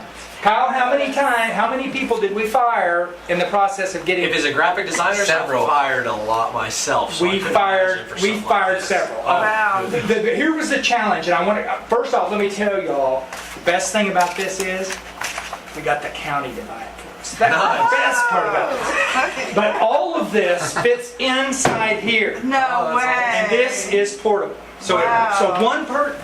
I don't. Did y'all ever see our old booth? Our old booth is this. How many pallets does it take to move it? 5. Yeah, 5 pallets. Wow. Takes at least 4 people to set up. So there are very limited ways we could use this. This now, one person can go and set up this presence for us in a business great. manner. That is really nice. We have not gotten there yet, but we intend to have the changing part of this message to scroll on a flat panel TV that came on here. Nice. Sweet. So we can change it up, not lose anything. You might also notice that these images, it was very important that we use Schertz images. Our city uses a lot, I don't know if you know this, our city uses a lot of images that are not Schertz, they're stock photos. I don't believe in that. All of these are Schertz Nice. images. In fact, many of them we took. Josh took this one. I believe Josh took several of these actually. But the intent is to try to get something that wasn't going to go out of date very quickly and to preserve the versatility. So we can go use just this part in a hotel lobby and sell shirts. Or we designed it such that you can use these two because these all come apart. So you could, if the space is limited, you could use just these two and to have the message, because shirts, you might notice that it's designed that way. Or if you're not wanting to represent the EDC and really represent the community, you can use just these two. That's beautiful. So we tried to, and this is a standalone panel. So you could use this one and just this. So the intent was to make it timeless, us not pay for it, and get something that really we could use for the EDC, but also use for the community as a whole. And one person could set it up and move it. Yeah. So that's what it is. It's great how frugal it is. It took a year to get there. Took a year to get there. I thought I was conservative. I'm tired. I'm tired. No comment. That if it wasn't done before my 1 year, I was going to have to leave. Yeah. Kyle, admit it. Was it the hardest project you've ever done? I really started sweating it. And I got to tell y'all, just from a supervisor standpoint, this was the one thing I knew. I was okay. If this project's going to get done, the best thing that's going to come out of it is Kyle's going to learn how to own the project. Because what I can be a little caustic, and Kyle is not caustic. And so what was happening is anytime, and Matt, you can probably appreciate this most, anytime you get a creative mind and someone who's paying together, Right. the creative mind always doesn't want to get dirtied by the money. That's right. And so where we were having a problem is they had the first two that got fired was they wanted it a certain way and it wasn't this. That's right. So they got fired over that issue, and Kyle was having a very hard time asserting, I don't care what your creative says, at the end of the day it needs to be about what we need. That's right. That's right. And so I think he learned a lot in this process. I think we got an outstanding product, and I think it'll last us a long time. Good job. Cost us It's nothing. you that did it. So well done. We got a $5,000 booth at no cost to us, and we will be able to now do something. One person can take this to Dallas and represent us, whereas before it took a whole. It cost us $600 to ship our booth. Yeah. Wow. $600, the 5 pallets. Bag of a car, Exactly. It fits in the trunk. It was the requirement of the price. golf club. Huh? Yeah. So I couldn't be happier. We're excited to have it, and we'll be using it very shortly. So very good. Well, I think your triumph in this goes a long way towards erasing the shame and disgrace brought on by that Java Nook debacle. It's a long way to redeeming Well, yourself, sir. I'm glad to have it. It took forever for us to get here. We finally, with the last firm, I think he realized we were just going to keep battling. We went through, 4 or 5 rounds with him. I think he finally just said, you know what, this is not going to work. And then we had a problem where they tried to bill us for that struggle. Oh, wow. The one thing you don't do with me is change the price after we've agreed on the price, so we had a showdown over that. But anyway, we got it. I'm happy with it. I think it is the image we want to sell for this community, and really makes us much more marketable. And now you have a firm that you can use in the future. I don't think she would ever take a profit. Right? Right. No, actually, she didn't say that. She just said have Kyle call She was waiting for the David. check to come. I She gets the check. She's like, great. Well, I got to tell you, it was so awkward, y'all, and I was at that point, I was just done talking. In fact, there were a couple times I snapped with both of them. I was like, I don't want to talk about this project anymore. This should have been a 8-week slam dunk, and we went on for 8.5, 9 months. We shouldn't have been doing that. But we got something that's good. We got it at the price we needed it. I hope we can use her again because I think they have good products. But I made Kyle go down there and set it up because I was afraid she might try to bring him. I was still sweating setting this up because he hasn't seen it before. Yeah. But this is what we agreed to. I was obviously kidding since the Java Nook, that hand grenade landed in your lap when I first got here. And, Yeah. you know, Kyle's the one that pulled this off, so well done. Yeah, the biggest challenge we'll have, y'all, is to make sure no one tries to borrow it from us. Yeah, I was gonna The say. damage we've had on our old one I was bet. because somebody else borrowed it from us. so. Yeah. Right, so don't tell them you can take the EDC off. Exactly, Tell them no, exactly. it's a full thing Okay. and you're the one EDC out. Very quickly, y'all, and I'm not going to go through it. I just want to make sure y'all understand the Amazon project. We're a little behind, but you might have noticed steel is starting to arrive and the structure's going up. Once the structure of the building's up, we'll start to stand the walls up, and then we'll start to make it airtight. I strongly believe the building will be done by the end of the year. It's the operation side I think is going to be a problem. And remember, the building alone, this building on the site is worth $60 million. So that will at least be on the rolls. It's the other 200 million that inventory and operations is going to be a little bit more difficult for us. And then the Baptist Hospital, just so y'all are aware, because they will actually occupy the building before we meet again. They are substantially complete. Right now, the goal is to turn the building over to Baptist Hospital, Emrys, mid-March. So signage is the last caveat we were working through. We believe we'll have that worked out tomorrow and have a sign package for them so that we can move that forward and add that 16 million to the tax rate. And I'm not going to, the rest of these, you might have noticed there's an article in there. We were traveling with the governor when the governor showed up in the Houston Chronicle and that awkwardness, that was a bit awkward. But I got to tell you, that coverage, us with the governor in Southern California, you couldn't have asked for more high profile. The press was there. They wanted to talk to the governor. We had 43 companies that were not just unhappy with California, they were mad. And so they wanted to talk about leaving. We picked up 3 very good leads. We've provided information back. They could very easily end up coming out here and ended up locating at least in the San Antonio area. So that was really good. But regardless of what you heard, us traveling with the governor bore fruit for what we put into it. So it was a good deal. And I won't spend a lot of time. We did have, just before this meeting, we had a small business forum that we do every 2 months with the chamber. So I'm over there with Development Services answering questions for small business in the community. We had about 20 small businesses in the chamber, the Civic Center, and we'll continue to do that every 2 months. So I have. Requests by board members for information? No? Okay. Motion to adjourn? I'll move. Move second? Someone. Second. Second. Thank you. Second. Meeting adjourned. Very nice. Oh, y'all, here, in case you want to see. Oh, yes, adjourned at 8:10 p.m. Thank you. We won't use this as part of the agenda, but you got to see, these are the shots that are being done You got flyovers. Oh, wow. So here's We said it late February because 8th. Matthew was.